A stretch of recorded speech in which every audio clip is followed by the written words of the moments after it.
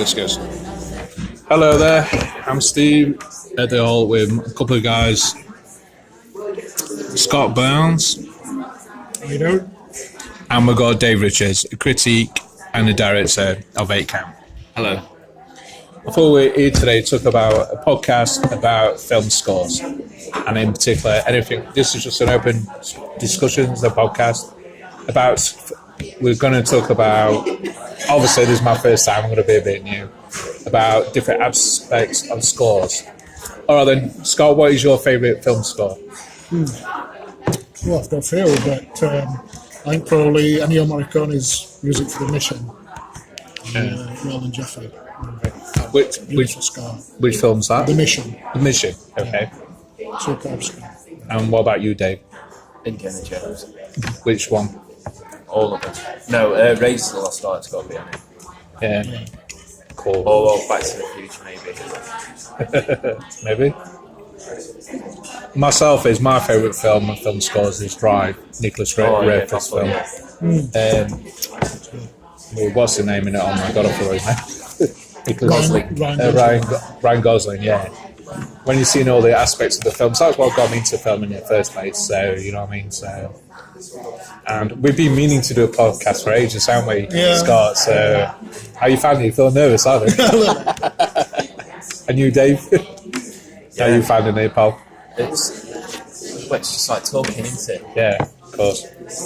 You can't be just having a beer talking films, like, you know what I mean? So, and like I say, you've seen. What is the latest film you've seen then at cinema? The last film I saw was Rampage. And what was that about? It's based on the old Konami video game. I think it's Konami. There's a mutated gorilla, mutated crocodile, and a mutated wolf. Yeah. And a city destruction bender. Yeah. And Dwayne "The Rock" Johnson's in it. It never makes a bad film. What do you think to the film then? It was alright. It's a bit baby's first monster movie, but I was surprised by how gory it was. Do they eat people like in the game, like building it? Oh yeah, there's loads of that. Yeah. People being crushed, and for 12 years certificate, it's really good. So what do you think to the story arcs of the film and everything? What do you think not to much, to be fair. But, We're gonna need a big building. We're going to be in a bigger wall. What was it? What was the log line? Big meets bigger. Yeah. It's a functional film. It's fairly well written. There's a bit of corporate intrigue in it and stuff like that. And, but again, it's not really about story. It's about spectacle and selling a trailer. Yeah. It was alright for what it was.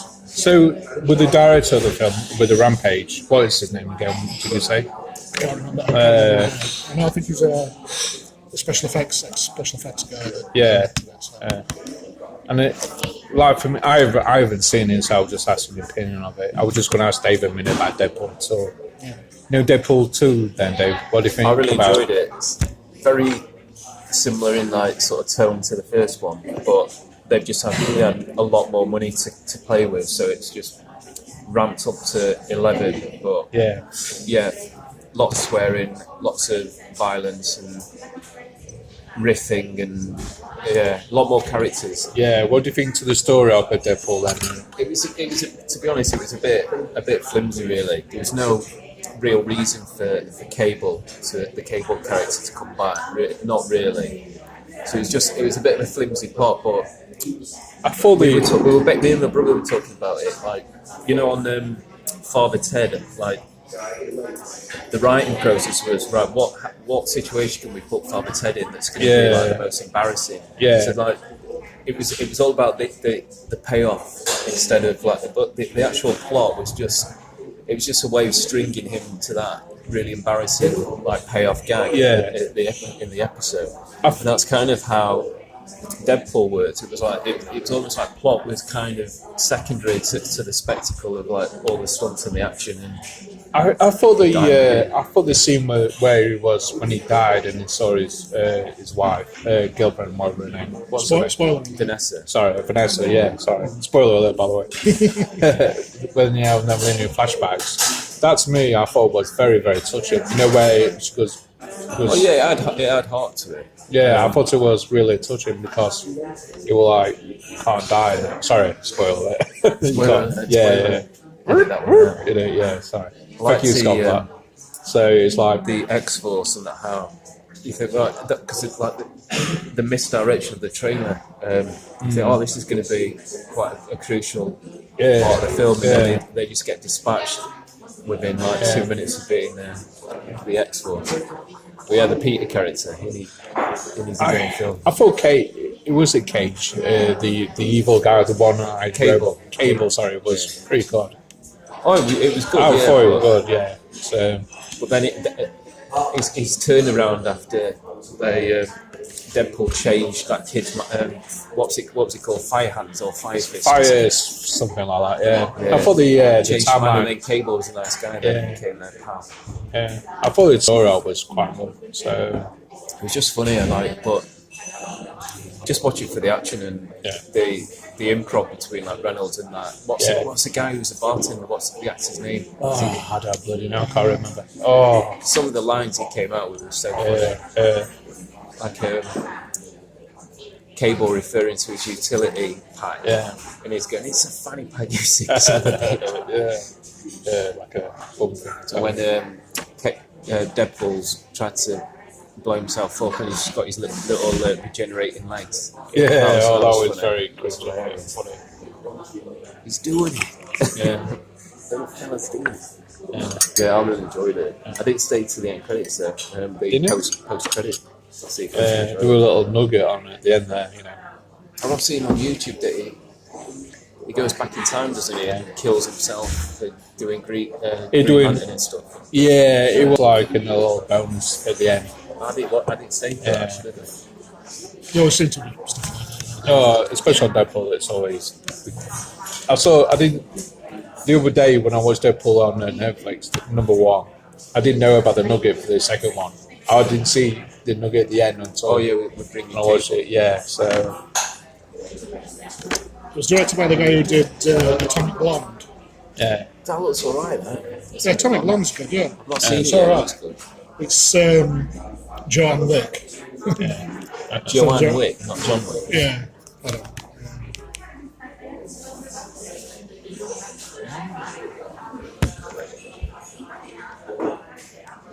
There's also a producer of John Wick as well. yeah. Anyway, Scott, you know when you was on about you like horror, what is it about horror movies you like then? Well, what I like about the genre is that I think it's very flexible. That you can do a lot with it. Yeah. And you can you can make a political horror movie, you can make a feminist horror movie, make a horror comedy, do what you want. Yeah, It's a very flexible genre. Plus, it's very close to comedy as well. yeah, So it sort of operates on the same rules. yeah. I suppose just have a dark sensibility. I don't know. I don't just like horror movies, though. I do like a lot of other stuff. Yeah. But I do. That's your favourite genre entirely. But do you find a lot of people making films just for the sake of it, just for the quick cash? Or like, like the slasher style ones? I mean, I don't like the horror thing. It's not my thing. But I'm more interested in drama, comedy, dark comedy, like something like American Pie style. Especially in the past, I mean, horror movies were very easy to sell. Yeah.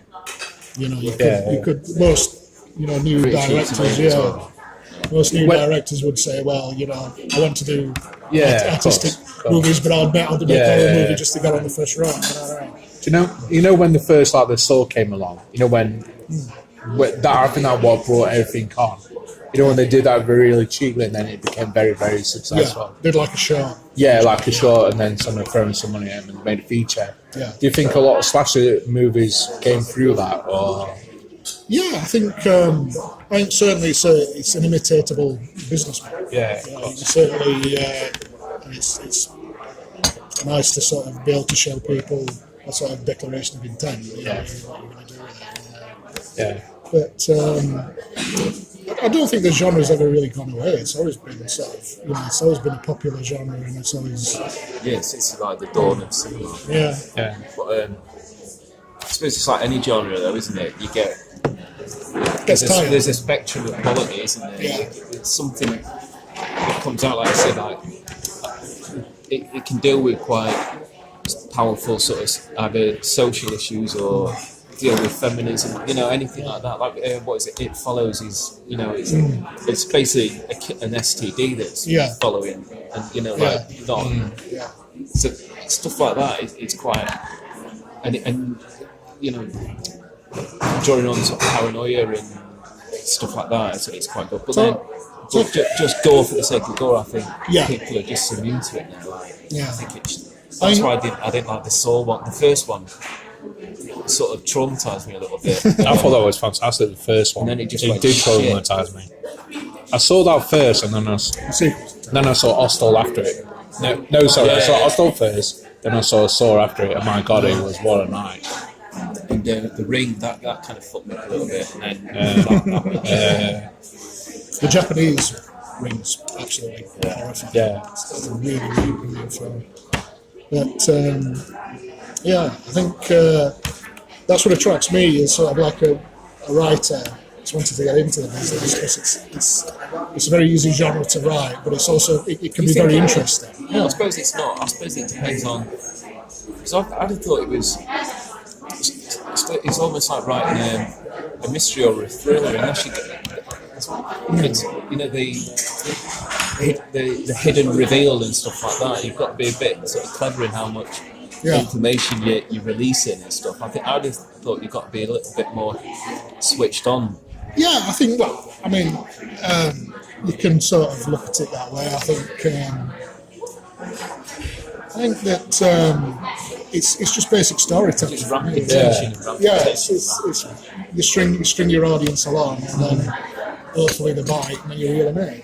Do you think you should give everything to the audience, like the modern day Marvel films? Or sorry, no, that's a bad example. I mean, do you let your audience think or not, or do you give them everything, or do you give them a bit and let them try and figure things out? Yeah. I think. It depends on what sort of story you're trying to tell. So ultimately, I think if you are trying to create an atmosphere of sort of mystery and tension, of course, then obviously it's giving everything away in the first 20 minutes is a mistake. I think they're going on about like the sort of the Gorno movies that we were talking about. I think when you mentioned It Follows, it seems to have created a sort of a new wave of more thoughtful horror movies. It's like there's that, and there's the Babadook. Babadook. Get Out. Would you classify that as a horror? Oh yeah, definitely. I think it certainly is a horror film. Yeah, it uses the horror tropes and talks about very uncomfortable things. Yeah, and an Oscar for the director as well, isn't it? Yeah, the screenwriter. Yes, the screenwriter, is it? I don't know. I haven't seen the film. So. But but that's nothing new. The Exorcist.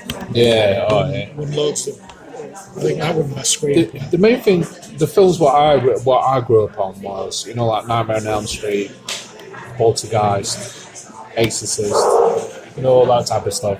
In the old days. And it's like when I see slasher stuff nowadays, it's just.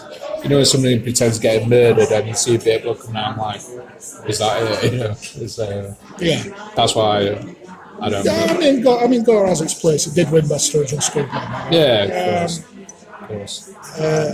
Gore has its place, but I think my sort of feeling now is I think what I dislike about modern horror is the sort of emphasis on cruelty. Yeah. On what? Cruelty? Yeah, I just don't find that fun anymore. I think I don't know. I've seen a couple of films in the last couple of years that have really turned me off. You know what I mean? And in terms of that, there's a real emphasis on a sort of gloating, gleeful cruelty in those films. Do you think people, because they're pretending to I'm dying? Do you think the storyline has got to be neglected? I was going to say there's a dilution of sort of storyline, isn't there? When you're just going for the shock value of that's really gory, that's really depraved. It's just lazy. What do you think it says about the mind and the screenwriter though comes up with shit like that. Do you reckon they should be? I think they got lazier in over the prison. years. No, I think I think they got lazier. Do you think? there's. I mean, it's always been to me that it seems on like watching documentaries and things like that the people who make these movies are the most well-adjusted, nice people working in the. It's just a film end of the day, isn't it? Yeah. It's just a film. It's like games. People made the games. It might influence them, but I'm not saying it's gonna. Yeah. But what about some of the ones that were like banned for decades? Like Zombie Holocaust and shit like that. Yeah. That was one of. Isn't that regarded as one of the most depraved films ever made? Well, And to the point where it caused such an outrage that they tried to. I think because it was quite realistically done as well. They would some of the cast and certainly the director. They'd broken lots of obscenity laws, but they thought weren't they going to be tried for murder as well? Well, there was. And I think you're thinking of Cannibal Holocaust. Cannibal Holocaust. Well, Cannibal Holocaust is I think an honourable film in the respect that it has something very definite to say about the way the media treats violence, particularly violence in reality. I know that there was it sort of coincided with a lot of hysteria about snuff movies. Yeah, like 9mm. Cannibal Holocaust sort of got whipped up in that. I know in Italy the director was put on trial for that. But he just then basically brought the cast in and said, "Look, they're still alive." You know what I mean? And that was messed up. I think one of the aspects of the cannibal genre is the animal cruelty. I think a lot. Because they killed actual live animals. Which is very distasteful. I mean, it's one of the things I suppose about living in England is because that stuff is illegal. It gets cut out, so you can watch the movie whether you agree with censorship or not in that regard. You can watch the movie without having to look at that sort of more ugly stuff. Yeah. So you can take it on its own merits. I recently watched Cannibal Holocaust again, actually, quite recently, and I still think it really holds up. I mean, to say that it was made in 1980 and we're still talking about it, there's still this stigma attached to it. Pretty. But I think it's an honourable film. Why? What do you mean by that? In that it's not just going for gore and there is a message there, garbled as it might be, but it's there. Yeah. I mean, like with like on about messages in film. So it's Saw 3 or Saw 2. We're on about pharmaceuticals and insurance, where they can't afford to pay the insurance. Saw 6, yeah. Saw 6, sorry. And they're on about our fundamentals, and that's when that was one of the that to me should have been like Saw 2. Yeah. Because that's such a at the time it was a pretty hot political topic with like Obamacare and stuff like that. Oh yeah. So it's one of the better sequels. Yeah. I mean, the other Saw sequels I absolutely despise. Saw 9. If you've just got a strong themes, then I suppose it doesn't matter what genre you're looking at. Well, I think that's it for this one. Cheers, guys. Anything else before I want to wrap up? Wrap it up. All right, cheers, guys. Thank you for listening to Corton's podcast.